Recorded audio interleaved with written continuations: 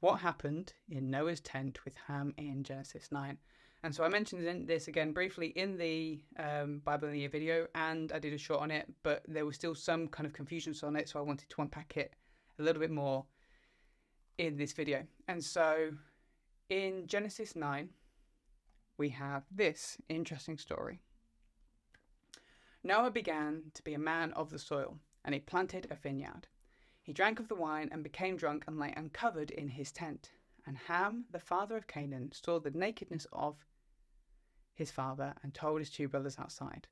Then Shem and Japheth took a garment, he laid it on both their shoulders and walked backwards and covered the nakedness of their father. Their faces were turned backwards and they did not see their father's nakedness. When Noah awoke from his wine and knew what his youngest son had done, he said, Cursed be Canaan, a servant of servants shall he be to his brothers. And so what do we have here? We have Noah getting drunk and leaving himself vulnerable, naked in his tent. Ham comes in, his son Ham. Something happens. He goes outside the tent and brags to his brothers of what he's seen. And then when Noah finds out, he curses not Ham, not his son Ham, who did the offence, but his grandson, Canaan, Ham's son. And so we're left, what happened here? And the on-the-face interpretation is that Ham saw Noah naked, he bragged about it, Noah was embarrassed, and that's why he reacted the way that he did. The issue with this is that we don't seem to see this level of prudishness in cultures at this point. That because they were a nomadic people, we don't get this sense that a father would have been that offended at his son seeing him naked. But more so than that, it doesn't really explain the problem of why does he curse Canaan rather than Ham.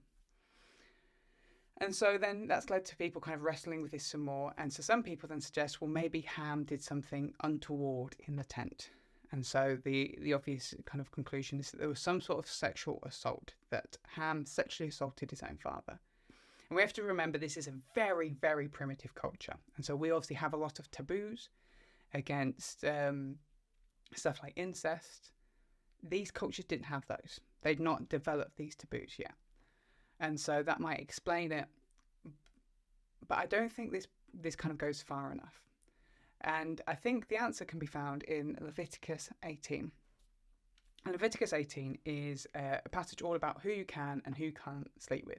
And predominantly it's to deal with incest. It's starting to introduce these incest taboos. And it says this, none of you shall approach any one of his close relatives to uncover nakedness. I am the Lord.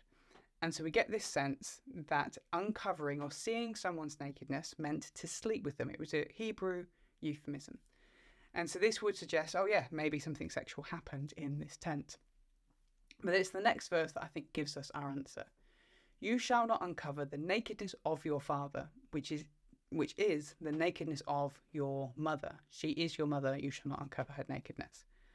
And so we've got a double layer of euphemism here, which is to uncover the nakedness of your father meant sleeping with your mother, or, as we'll see in the next verse, your stepmother. Which would then suggest that in Genesis 9, Ham goes in and sleeps with his mother in the tent while his father is inebriated. Why would someone do this? In this time, in these primitive cultures, you had a matriarch and a patriarch. You had a mother of the house and a father of the house. A woman of the house and a man of the house. To become one of the ways you became the man of the house, you demonstrated that authority, was to sleep with the woman of the house. And so the idea being that that's what Ham was doing. Ham saw a moment of weakness in his father and so went in and slept with his mother or his stepmother and came out and bragged to his brothers about it. Look at me. I'm now the head of the household. You need to listen to me. And this seems completely foreign to us because that's not the culture we're born in and we live in today. But there's lots of evidence for this in the Old Testament. So later on in Genesis, we get a similar thing with Reuben. And so we have Jacob, who we've already read about in the Bible in the Year. He has 12 sons, and the oldest son, Reuben, makes a play at being the head of the household, where it says, when Israel lived in the land, Israel was another name for Jacob, Reuben went and lay with Bilhah, his father's concubine, and Israel heard of it.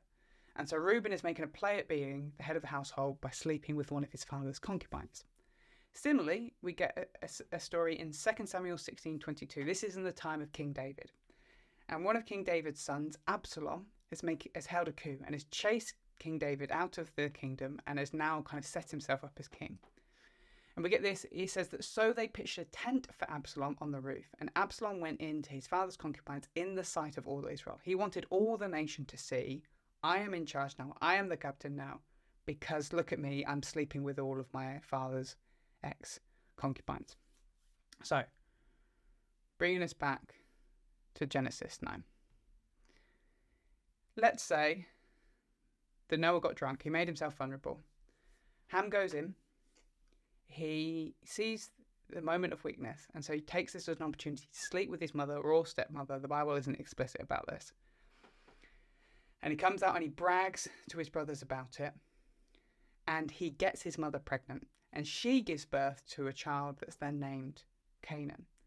This would then explain why Noah curses Canaan rather than Ham. He's cursing this child that is the embodiment of his son's rebellion.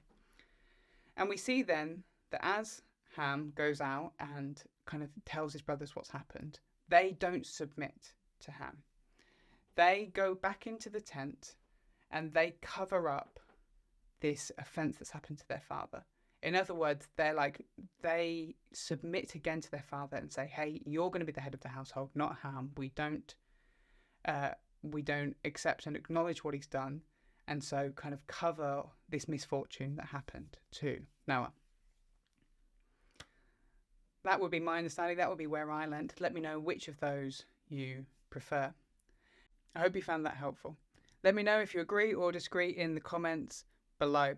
This was a snippet of a much larger conversation, which you can find here, or you can get plugged in with our Bible in a Year commentary just there. Otherwise, I hope to see you in the next video.